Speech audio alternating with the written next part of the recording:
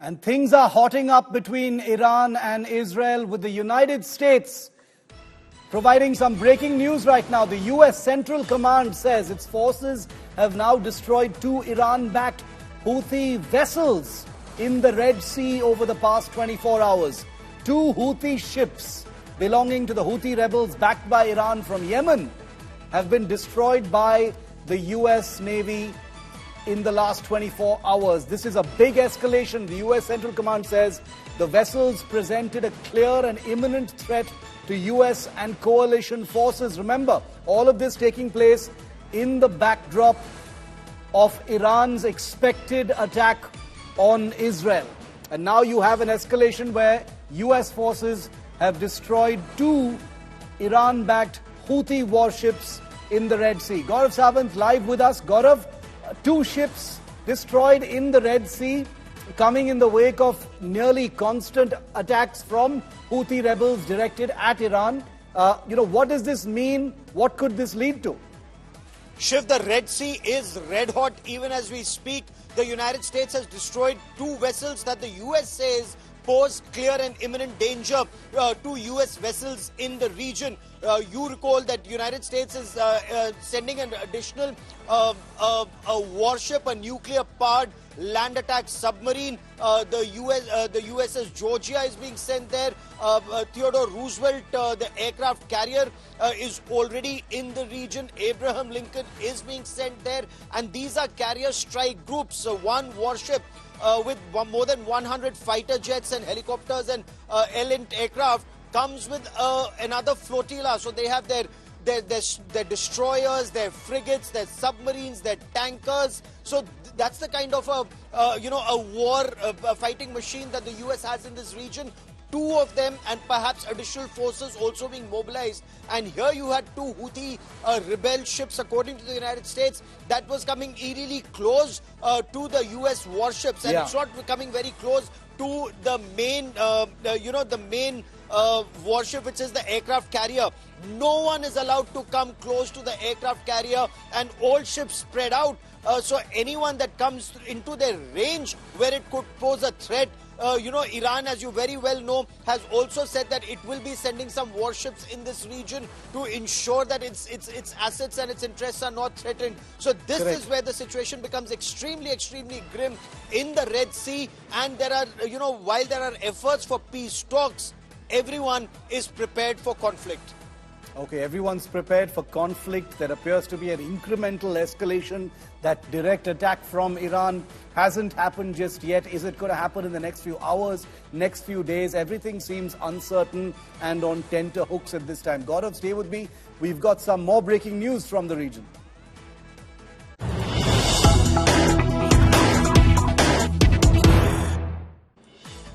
This is big. Hamas, the group that had triggered this fresh cycle of violence in October 7th last year, has opted out of the Gaza ceasefire talks. The talks to be held in Doha, in Qatar tomorrow, Hamas has pulled out. The US is still hopeful of forward movement towards a truce. The world is urging Iran not to attack Israel. Indirect talks to go ahead in Doha, Qatar, but Hamas has apparently opted out of the Gaza ceasefire talks. Gaurav, what does this mean? This means that the situation is extremely, extremely grim. So let's look at it 3 sides. America is pushing for this dialogue. America is pushing Iran not to attack Israel till the time there's an outcome of these peace talks. That's point 1. Britain is doing that. France is doing that. Several countries in West Asia, they're putting pressure on Iran not to attack Israel till the time there's an outcome on this. That's point 1. Point 2. Hamas has said it will not attend these peace talks. At the same time, Hamas has left one little window open, saying we are already committed to peace talks as agreed to under the United Nations Security Council resolution. There's already a peace plan which is in place. Let that existing peace plan be implemented. That is what Hamas now under Yahya Sinwar is saying. Remember, he's a hardliner. Ismail Haniyeh, who was open to some kind of negotiations according to the West, not according to Israel, because Israel says there is no difference between an Ismail Haniyeh and a Yahya Sinwar. They're both equally bad. One Yes. has been neutralized, the other is walking dead, is what Israeli officials have also told us. But they've left that one window open, implement the old peace talks, and we will then ensure that things move forward. Israel is sending a delegation to Doha. That is why it becomes indirect talks, because whatever is decided in these peace talks will then be communicated both to Hamas and to Iran. Iran has also apparently told officials, and this is also information that's filtering out from the region, in case there is a ceasefire agreement that is implemented, it may not target Israel for now. So, there are many, many ifs and buts, but all eyes on that one little window that may bring peace tomorrow when talks happen in Doha, Qatar. Let's hope for that small window. Sometimes these things can be game changers.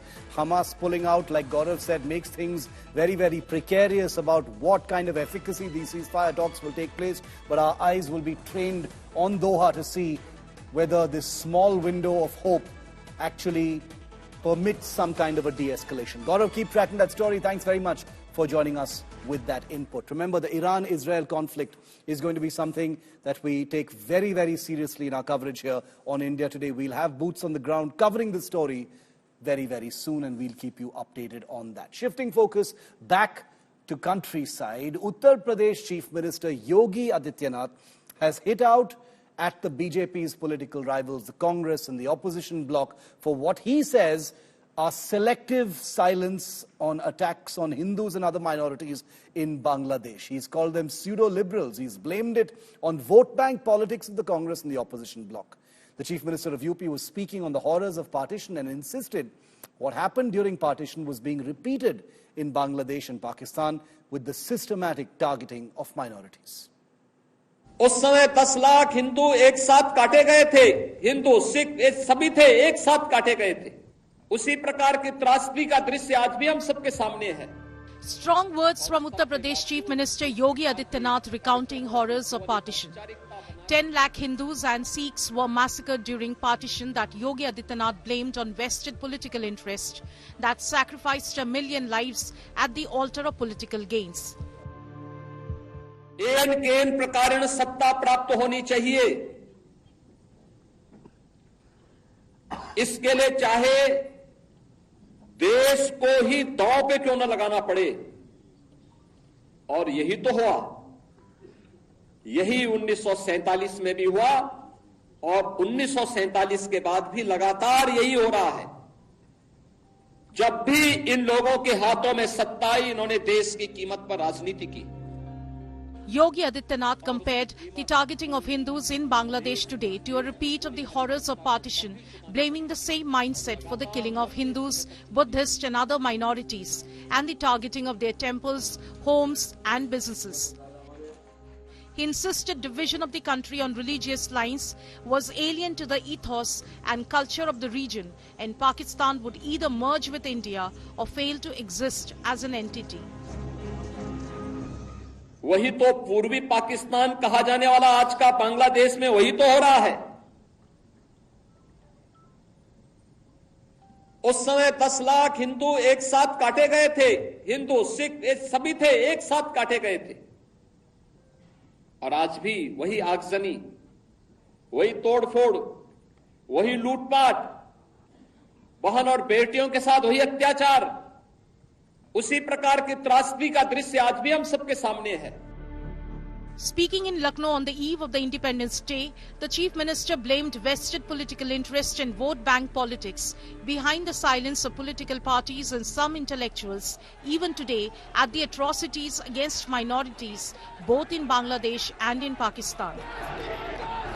1.5 crore Hindu किस तरीके से बांग्लादेश के अंदर आज चिल्ला चिल्ला करके अपने आप को, अपनी अस्मिता को बचाने के लिए गुहार लगा रहे हैं. और दुनिया के मुंह सिले हुए हैं. भारत के अंदर भी इनके मुंह सिले में एक भी शब्द इनका नहीं निकल रहा है, क्योंकि उनको भय है कि अगर इन निरीह कमजोर लोगों के इस पक्ष में इन्होंने आवाज निकाली तो इनका वोट बैंक खिसक जाएगा. He warned of a repeat of the horrors if lessons are not learned from mistakes of the past. He blamed the opposition India Alliance bloc in general and the Congress in particular for the rise of radical Islamist terror from partition to the current situation in Bangladesh. Bureau Report, India Today. Well, the situation has calmed down a little bit but continues to remain grim in Bangladesh.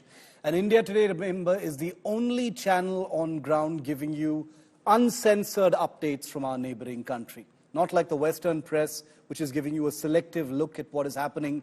It's denying attacks on minorities in Bangladesh, making it look like this uprising and this toppling of a democratically elected government is some kind of democratic process.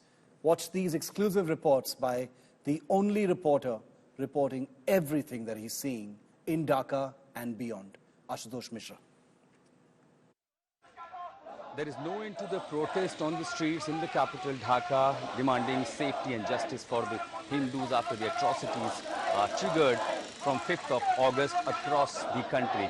In Dhaka, right outside the residence of Mohammad Yunus, the chief advisor of the interim government, the protest by the Hindu community breaks out. Right outside his residence, which is heavily being guarded by the armored vehicles of Bangladesh Army and a huge deployment of armed forces. This is the residence of Dr. Yunus, the official guest house where he holds the cabinet meeting and a crucial meeting. Today he met the delegation of the Hindu community, and right outside the residence of protest breaks out by the Sanatan Adhikar Manch. These are the people raising the slogans of "We are Bengali," ensure safety of Hindus. Interestingly, at this protest, the banners and the posters that they are carrying out has also the picture of Ayodhya's Ram Mandir in this protest. And the government, while assures the Hindus and minorities will be protected, here seems the assurance is not going to be enough until the actions are being taken. Right outside the chief advisor's residence in Dhaka, this is Ashutosh Mishra for India Today. After midnight, with the baton, danda, lathis, the self-defense force of Bangladesh in different localities, armed with the lathis and danda, take charge on the street to protect their territory, their areas. Every vehicle that passes through either frisked, searched, and unknown people are asked about their identities. Any suspicious activities could face a harsh reaction from these young volunteers of Bangladesh. Because of the attacks on the minorities, there is another fear that perhaps it could escalate, and now the self-defense force has been prepared almost in every areas with these kind of dandas and the whistle. So vehicles and the strangers, those who pass through, are always checked about their identities. This is what has changed in Bangladesh.